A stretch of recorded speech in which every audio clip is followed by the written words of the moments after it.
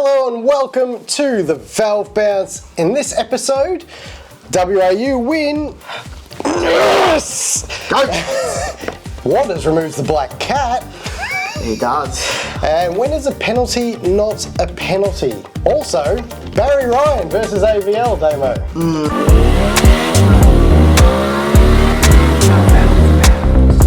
Hot off the press today.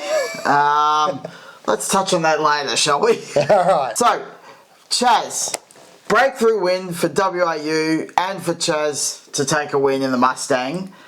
I can't understand, I'm not sure our viewers, however many are out there, would understand how excited we were. Come on, mate. I'll put up a post on our Facebook page of me just excited going like that, and people were asking me if I was catching flies. Yes, yeah. Might have been shots fired from someone in our family that said that pretty too. much.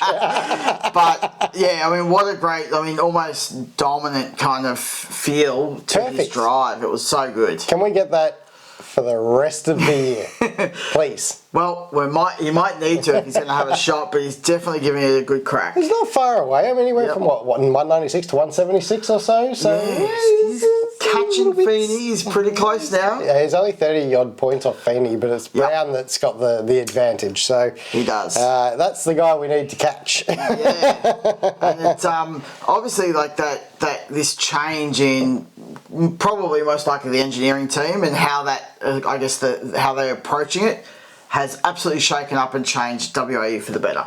100%. Come in, the car's suddenly consistent. Chaz is driving better than I've seen him drive for a long while. Yes.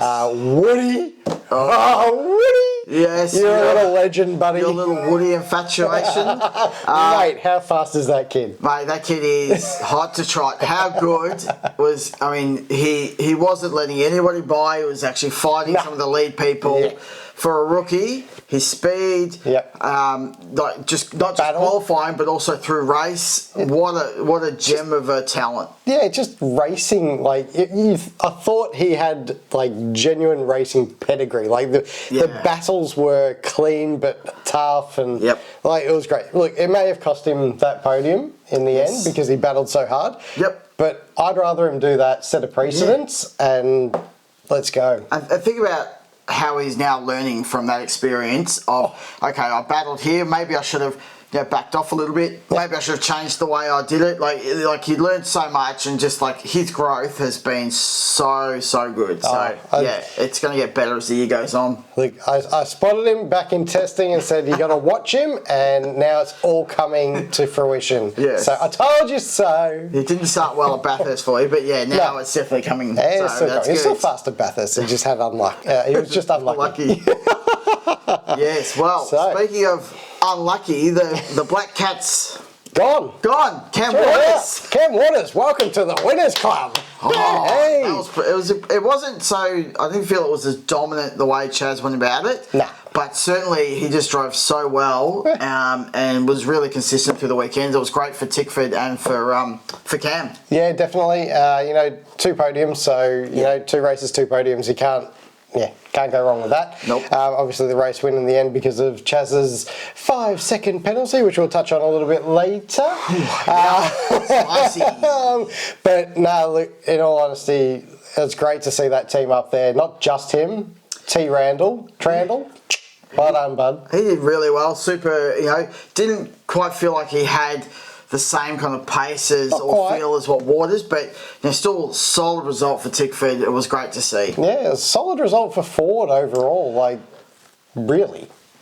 Don't. No, we're not talking any parody shit, okay? Okay, I wasn't talking parody. I'm just saying it was just a good weekend for Ford. Yeah, no. It was actually good to see in the post-race interviews on the Sunday that journos were trying to fire or stoke that fire, and it was basically just squashed. Whincup just went, no, they've got no probably over the. It was a bit tongue-in-cheek, but it's obviously clear that something happened because the Camaros, as a general pool, were pretty low down. They were all struggling a little bit. They were. But Ford obviously had 2 really solid results from teams. So it was good. No, exactly. All right. So moving on from that. Yes. Is Will Brown the clear number one in Triple Eight? What a stupid question. Of course he is. I don't understand all these journos. Some of them say you're not reading the script. Some of them say that it's a surprise or you expected better. Like, man, Brown, I did say from the start, was just going to... a really great driver falling into a great team that has all that structure where he can just focus on driving. Yep. And he's just outclassing. And I think it's at the point where I messaged you after the first practice, which you hadn't seen. I said, no spoilers, but you'll be happy to know Brown's car, they didn't really touch at all. And they were pumping springs, everything else into the Feeney car because he wasn't happy. So that clearly says that something's not right. No. He's absolutely rattled. He can't get it. And now he's not only having to fight up against his teammate, he's now got people right behind him. Chaz is right on his heels. He was fighting DJR. Yeah. Like, let's just take a minute. He was fighting DJR. That's a bit mean. I'm sorry. I know they had a good run at Taupo, but they weren't exactly like mega strong there either at WA. So yeah, when you're that far back, man. Yeah. Well, especially, and it's always, motorsport is against your teammate kind of thing. Yeah, it is. And when your teammate's up battling for wins or getting up to the point in the end and you're 5, 6, it's not good. No, recovery drives. Because he was outside the top 10 on, I think, the first one. I can't remember where he qualified for the second. But just not a good run for Brock. I actually expected him to be stronger that weekend than he was because I thought he'd have a bit of a pushback. Didn't happen. And we'll see what comes of it in the next few rounds because I believe they've got a test day between now and the next one. Yeah. And so they might be able to, obviously being a solid team, they're going to be able to shake out some of that stuff. But I think mentally, he's going to, if he gets squashed, so has a test day, maybe they find some speed, but he still gets beaten by Brown. I think he's not, Feeney is a good driver. The thing is, he is still very young. Yeah. And that's what I want the commentators to remember. Yeah. And everyone else, he will be great. I'm sure he will, possibly get a championship or two. But right now, he is going to get eclipsed by someone who's more experienced. Correct. Shall we get into... penalty corner? Oh. That was terrible. So sorry about that. Do you want to do it again? No, just go with it. Penalty corner, right. Penalty corner. We're going to focus on, there were a few penalties, but there were two major ones. There were. So, do you want to touch on the pit lane Chaz penalty or the Brown contact on the last corner penalty? All right, let's go with the Brown penalty first. Oh, softy first. All right, so Brown got a 5-second penalty. He did. For effectively making a bump, which... if I kick off on the way I see it, is that Randall was driving a lot in his mirrors, tried to hang him out wide. Brown miscalculated the cutback, trying to cut it back, and he hit him. So it is there. I think that's a fair assessment. But when is a penalty not a penalty, Steve? You could argue play on, but you could argue that it should have a higher penalty than 5 seconds as well. Yeah, so the challenge with this one is 5 seconds was not enough. It was basically not a penalty and effectively didn't change any of the results for Brown, but it did for Randall. Yeah. Okay? So in my view, you can't say you're going to get a penalty, then have a look at the results and then apply a bigger penalty based on that. But no. I think as we move into the pit lane penalty where the impacts of that as a 5-second penalty were far greater for less damage, less impact to someone's race. Yeah. And yet, Brown gets away scot-free. And I just can't have... You don't want to over-police it, but you can't have a penalty that doesn't actually impact anybody except for the victim. So what's the solution? You take somebody out, wherever they finish doesn't matter, and they get allocated behind wherever that last person finished? This is this is the thing, right? I hear what you're saying, but we want a consistent rule base, and we can't just be changing and chopping because Brown was fast enough to exceed that 5 seconds. Yeah, and I understand your point too, because it's such a hard thing because there's so much grey area. I just sort of feel like if you connect with someone and they end up in the kitty litter, I think 5 seconds is not enough. I don't know where you draw the line. I think 10 seconds is probably what I felt was right for that one. I still, it's hard in retrospect, but I just think you can't, if someone does go off, and obviously Beardo's adjudicated that Brown was at fault, I think 5 seconds is not enough. Yeah, so in listening to Beardo today, literally what he was saying is that there's 3 different penalties that can be applied, right? There's a minor, which is 5 seconds. There's a medium, which is the 15, and then there's the pit lane drive-through. Okay. So really what he's saying is if there's deemed to be something wrong, someone's done something wrong, then the smallest they can give is a 5 second penalty. So I think with Chaz, which annoyed the shit out of me, that 5 second penalty for the contact is there, but it's not. Like, there's something around those, the ruling around that in terms of on track versus pit lane needs to probably change. Yeah, well, maybe let's close out the Brown and move on to the Chaz penalty. Because it is a hard one, but so I feel like I haven't listened to that, but if he's 5 and 15, seems strange because 15 is probably too much. Yeah. Because it was just pretty hard racing with someone miscalculating the changeover. But if there's no 10, I sort of feel like, Jesus Christ, it's either going to be outrageously too much or underdone in this situation. Yeah. All right, let's move on to the Chaz. Yeah. So he gets the call. His car controller says go, go, go. There's a bit of a hesitation. Yeah. And then I don't know what Chaz was thinking, because listening to the radio call, behind, there go, in behind. Oh my God, it was so chaotic that no wonder Chaz ended up crossing over. Just go. Yeah. If in doubt, power out. It's so hard. Anthony McDonald is a great car controller. Thank you.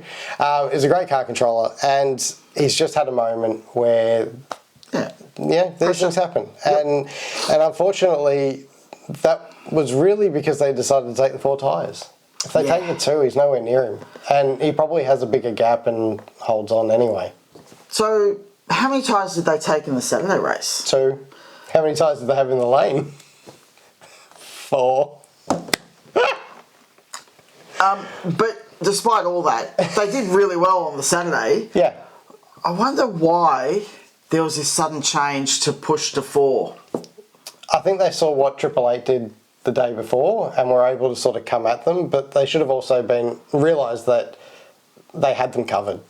Yeah. So really, they could have just done the 2. Then Chaz isn't faced with Randall coming down the lane, where he has to either slot in front like he did and get a penalty, or slot behind and then get caught up. Would he have got him? Yeah, 100% he would have got him. It would have been a lot tighter, I think, if he was stuck behind Randall, because we saw Randall's pace and how hard it was for Brown to get through him. So I think it may have changed the outcome of the race a little bit. But by the same token, if they take 2 tyres, the car feels strong enough. Maybe they were just worried, and it's probably, from my point of view, I think it's a bit of that mindset of they're still trying to find their feet, and so they're like, well, okay, we saw what happened with Triple 8. Let's roll that strategy because we might need to, rather than actually having the confidence of going, we've got the car speed, we'll be right. Yeah, and look, I mean, they were, in a sense, they were right to, because Waters was faster. By the end, if he'd had 2, who knows, he would have fallen further back than what he actually did. So, look, hindsight's a beautiful thing. We can all sit back and say, if you did this, you would have won. That's why we're experts. We're not experts. I'm never claiming to be an expert. No, it's always easier in hindsight, right? So it is. We can see the things, like he takes 2 tyres, he's further up the field, the Randall thing doesn't happen, may or may not have held out, but it just felt strange because they were so strong with the Saturday car. Yeah. And to suddenly change that, and then because of the 4 tyres, you got the Randall incident, you got the 5-second penalty, and you don't win. And they're the small things that, I mean, we've talked about before. You know, everything needs to be tidied up. Just those little refinements, just to get everything down pat, because they're going to be the difference between challenging Brown at the back end of this year and not challenging Brown. Yeah. I guess that's another element too, is that the pit lane, the live pit lane... Like, you have to change your strategy as you move up or down that, because you've got to. That's another variable that they're contending with this year that they've not contended with. So that's Speaking of, WA, you're in a good spot for the next round. Ooh, aren't they? So thanks, Woody. You're a legend. Okay, let's move on to kind of our sort of thoughts and our kind of the wrap up of the event. So let me kind of kick off with, I think the results of the overall event seem pretty good. Yep. I think the tyre pressures, which we kind of raised as, what the impact was going to be on that, we weren't sure. Yep. It obviously, I think it helped in terms of the degradation of both the track and the tyre pressure decrease seemed to work, where they only had the 1 tyre change, and it seemed to last really well. But it didn't improve the racing. No, so results aside, because obviously we just loved the result. The actual racing was fairly bland. Yeah. There wasn't a lot going on. I mean, we did see Stanaway have a problem and then get shoved into the fence, but... disaster, wasn't that? Yeah, but ultimately, overall, the actual racing was not great. So, Chaz talked about this post-race on the Saturday, I believe, where... Yeah. Was it Saturday? So Sunday, I think it was. Yeah. Where it's sort of like, it's sort of an in-between. It's not quite a sprint per se, but it's also not enough time to implement any strategy. So they do need to look at this. But I've said this for ages. We need one race. It needs to be 250, 300 kilometres, right? Where we're flat out. Let's get rid of all those practice sessions. Don't need those. Thank you very much. Let's just pop in a 15-minute practice and then go bang with quali and then have an epic race on the Sunday where nobody knows what's going to happen. Yeah, so my thoughts, when the race is, I think it was like 5 or 10 minutes longer than your practice sessions, I'm not sure it's the right feel for the event. We did sort of make the call that, at 55 laps, and it's obviously under a minute a lap, it's a quick race. Yep. But I do feel that when you have more practice, the better engineered teams take over the smaller teams. And I think we saw that, I've got another point about some of the teams that we're missing, but you think of Premier, Team 18, BJR and the Camaros, they all went missing, were down the back of the field, had pretty horror weekends. They did. Erebus was going to redeem themselves in part, but then they had engine issues.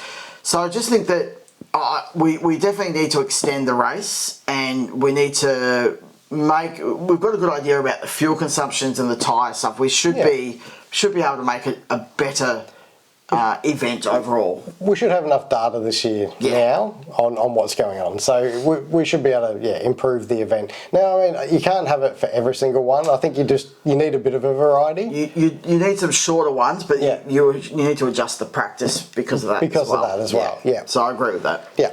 Cool. Righto. All right. God, every fucking. Woody's fast. Yes, we know, mate. Yes, I know. We talked about it at the start, but it was great to see. We found out that he's basically in the car every couple of weeks. Yeah. He's actually. Fast. I mean, what a great result. Speed. I am speed. He's just been. Yeah, it's been great to watch, and he really has become already like a key part of the WA team, rising through the team's championship. It's been great to see. Are you becoming a fanboy? I like him. Not sure a fanboy, but I've always liked him.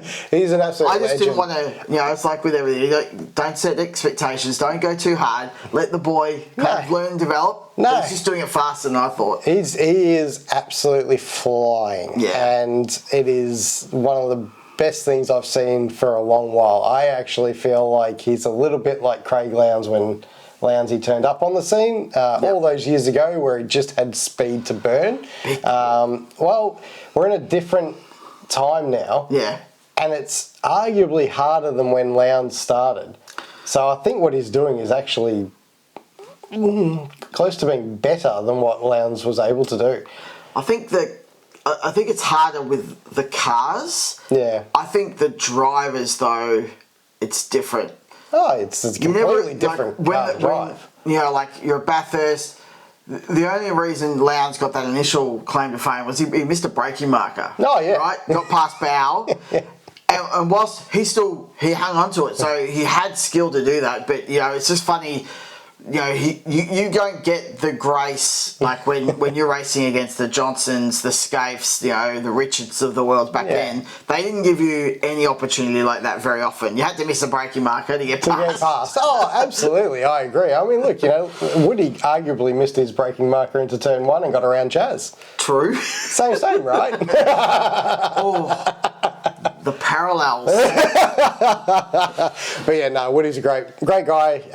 The interview with him, just want to touch on real quick. Yep. He's so composed. He doesn't let anything go to his head. It's literally just, he knows what he needs to do, knows how to go about it, will make the adjustments and roll on. He feels like he's got the right kind of self-critique where you know, he's humble, he wants to learn, and he doesn't beat himself up too much, but just enough to keep him, you know, sharp. So that's good. All right. Right. We spoke about, I spoke about. You spoke about. Teams dropping the ball. Yeah. Phew. What about Grove Racing Penrite? Who? I don't like them anymore. I've dropped them like a hook. No. No. I still love them. They're still a great team. Obviously, they had a really bad weekend. They could not get any pace out of those Mustangs one iota. Like, it just didn't come. And they did an endurance race overseas, had issues with the fuel pump. And then had the same thing. And how thing. Freaky that they legitimately had a fuel pump issue. Isn't that a controlled part? Is it not a controlled part, though? Did somebody say power steering?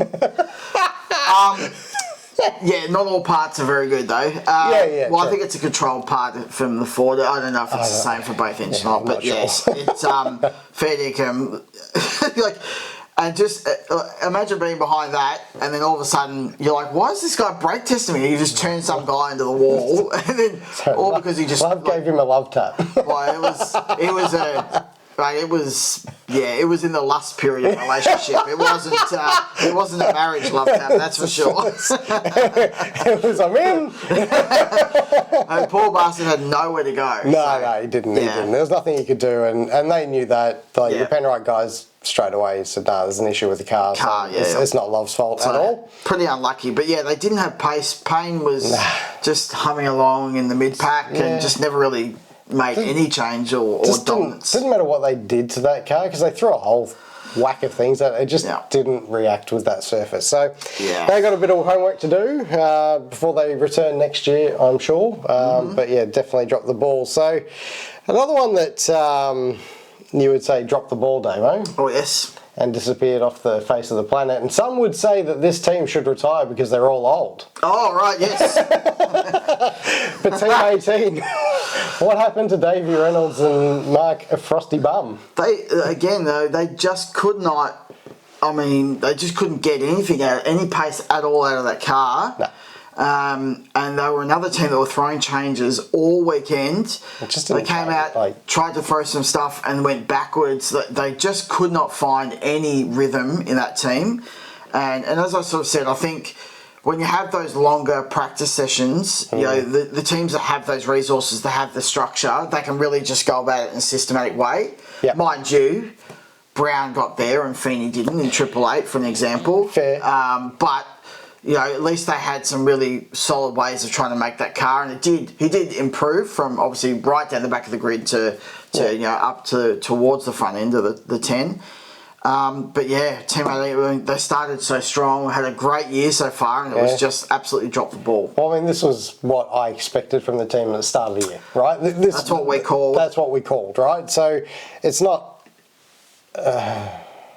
it's not alarming or anything like that. I think, but we'll see what happens at Darwin, right? Yeah. So Reynolds is actually, these two tracks were meant to be his best ones. So we've got Darwin and we've got WA. He's always strong at those two tracks. He's good there. He's good at surfers. He's good at a few, but but certainly they're the ones. They're the ones. And Darwin's had really good success there in IndyCar he's been in. So if they fall to the back there, then we'll start making some noise on what's going on. But so there are a couple other teams, Damo, so why don't you kick off on those? Well, I mean, I think if we can, we'll start with your favourite team. My favourite? Premier, the team that buy their way into it. I think that's what you said. Rent a car. But buy a car. They really just struggled to do anything. I think that they had a change in engineer. Mirko left, and then they're trying to find their feet from that end.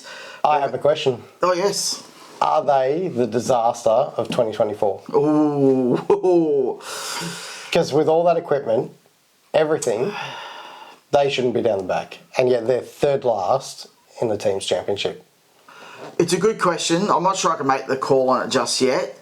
I sort of feel like if you think about customer cars, in supercars, it's never really, it's never been a fast road to the front. No. And so, I guess I always expected them to be kind of down the back and making their way forward. So if you think about the Grove progression, they were sort of stagnant in that midfield. They sort of had bad days. They had a couple of good days. Then, before you know it, like they just start, their average results go here, and then they're up the front. Yeah. But they could, I think, if they have another 2 rounds at this kind of performance level, they are the disaster. They're the worst. They'll be the worst team from 2024 from my books anyway. Right. So last one we'll talk about. It hasn't been a great round for a few of them, but yeah, definitely. But in terms of a 4-car team, BJR were just what's happening right at the back. Just nothing. No one got any results out of quality or anything from them. It was really, Jackson got turned around in pit lane in that, with Slade, so that was a bit of unlucky. Heimgartner. Yeah, I don't know, gone missing. That's the best way I can explain it. They were MIA at the start of the year up until last round at Taupo. Yep. They obviously had a great round with Heimgartner up there, which is fantastic to see. We want to see them, at least battling in the mid-pack. You don't want them at the back. But is it time for them to start thinking about some changes, Damo? Is it time to remove family members and friends and start... Jackson, Evans and Heimgartner, I'd probably keep. Yeah. Bryce hasn't really done a whole lot. And Macaulay, arguably, hasn't deserved that seat for a really long period of time. Sorry, Macaulay, but... Yeah. You've trundled at the back for too long for my liking. Yeah. The real question is, I think I agree, there should be changes, but the real question is, will there be changes? And I just can't see them making that change. No. Unless they get forced to sell two licenses, go back to a 2-car team. Yep. Unless maybe if they got like a big sponsorship deal or something, but I just can't see them getting rid of Macaulay, and it's unfortunate that Bryce has had these sort of moments. He has, and I just don't know if it's the right team for him. Obviously got a reasonably tough start through COVID at WAU, and then obviously got moved on. In hindsight is a beautiful thing. They would have been better off keeping Bryce there, and he might have come to fruition potentially. But look, I don't think they're going to make the changes that are needed to get them up more consistently into the 10. No, I totally agree, because they do need change. I know they're doing really well in terms of their socials and stuff, and we commend them for all that. Yeah. But they might need to start looking in-house and start clearing everything out. Yeah. Personally. Sorry, Brad. We like you. We do. But it's tough. It's hard to watch. It is hard to watch. Sure. So let's, in our preview, we spoke about Brody, and I made some strong calls about let's see whether he's here to actually dance for the championship and try and contend. No. Yeah.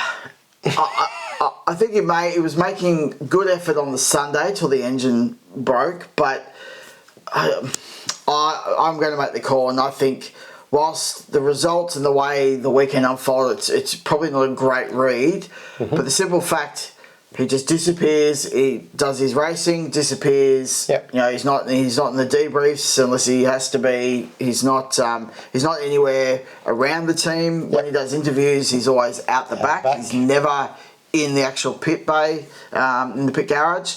So I just think he is just going through the motions. I agree. Yeah. 100%. That's exactly what he's doing. Now, I want to just put a little asterisk up there because Brody is still fast, right? You see it on Sunday. He's still got pace to burn, and given the right car and the right team, he will come back and be as quick as ever, and I have no doubts about that whatsoever. This year can't end soon enough for him. You can see it. He just beelines for the truck. See you later, mate. I'm not interested. Doesn't talk to anyone. Doesn't care about the team at all. 100% agree, Damo. 100% agree. Righto. Now on to what is likely the last big explosion, which dropped as of recording this morning. Yes. And let's start with our No. Hang on. We got to do this right. Let's get ready to rumble! I was going to put the disclaimer in that we're not attacking the man personally. No. Right? We are going off his professional attitude towards things. But in the blue corner, we have in the red corner AVL, Andrew Van Leeuwen from Speed Cafe. Yep, Speed Cafe. That's the man. Barry Ryan from Erebus Motorsport, who will soon sell. Holy smoke with that spice bomb drop. So in the podcast, we have put it on some of the socials, but do yourself a favour. Full credit to the noise. First 10 minutes is really... It's all you need to listen to. Anyway, but the first 10 minutes is the one to listen to. If you can tolerate Fulmer. Yep. Yes. And it just comes down to that... Well, go with the story. What happened? So, here was young AVL actually talking to Dick Johnson Racing at the time. Getting a debrief. Just having a debrief, and he got pulled aside by Barry and asked to come down to the Erebus garage, of which... to the truck, to the truck, and that's, AVL said, yep, sure, no worries, mate. Nothing out of the ordinary there. No, it's all normal. They all walked in and they were having like a full, team debrief, if you like, and AVL thought, oh well, this is all right, maybe we're going to see teams coming together, a bit of this. Nope, that's not what happened at all. Barry attacked him, told the team that it was all his fault for everything that's going on, probably called him a bunch of names that we can't repeat. We don't know, that's me just guessing. But got that feel. And basically a public undressing of AVL in that garage. Yeah. How awkward. I mean, I can't imagine how awkward AVL felt. Can you imagine how awkward the team felt? But then the team. Can you imagine, especially if... And now we're going off a factual account. So some of the things that happened through the Brody have been a bit hearsay. We don't know. There's obviously strong confirmation that this stuff did happen, but we can't say for sure. But then to have a first-hand account of someone being basically bullied and undressed in front of staff who, if they are not really that comfortable with the way Barry goes about it, can you imagine sitting there thinking, what am I doing here? Yeah. Why am I here? What is this place? Why should I stay? That is the worst thing Barry could have done for his reputation, for the team's reputation, for everything. He had an opportunity to literally sort of almost rectify things by bringing AVL in, speaking to the team and saying, this weekend might have been tough, but we're together, we're doing this, and it could have been a completely different narrative. Yeah. Now, it's public, mate. Now people know that this is exactly how you act, and it's over. You're done. Yeah, I don't see you. This doesn't help you get another job once this is all over. Yeah. This doesn't, like, for me, you're out of Supercars. See you later. Yeah, you're right. It's hard to fathom how in his mind, like, he saw this unfolding, or like, what does that do for your prospects for the next job? What does that do? Like, you can't expect AVL not to talk about it.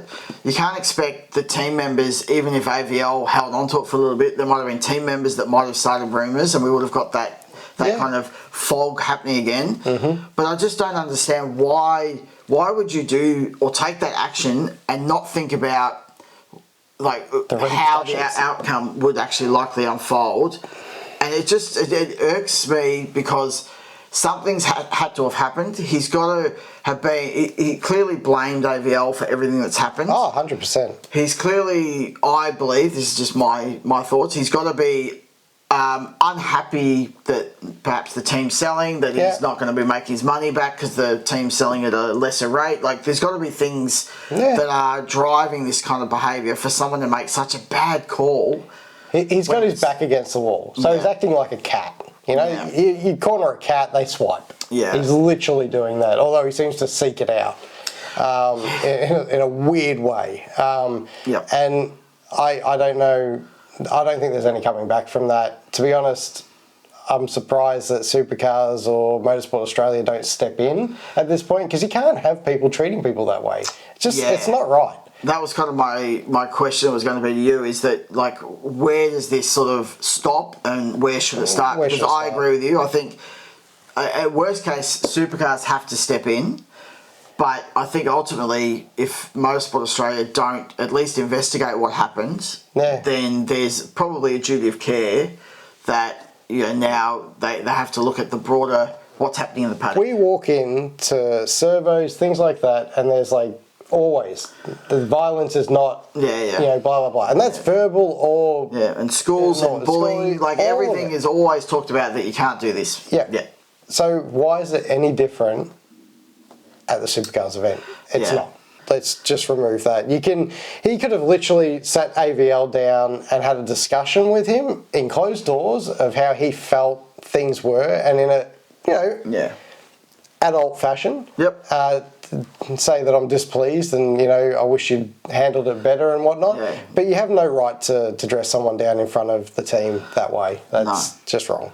And I guess it's sort of in closing, it's such a shame for him to have taken these steps, because someone that's got a career, you know, through Perkins Engineering, all those years he sort of built up. You know, he's obviously someone that has had great influence and has made such a both time, energy, sort of commitment to the sport.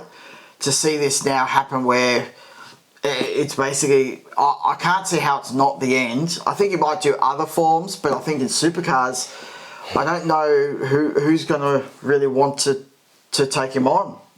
I wouldn't. What a way to end the pod. We've been really stoked on a positive note. All the comments, the likes, subscribes, everything. We love it. We'd love for you to share it around as well if you've got other people you know that might enjoy it. Thanks everybody. Appreciate it, and we'll catch you in the next video. Bye.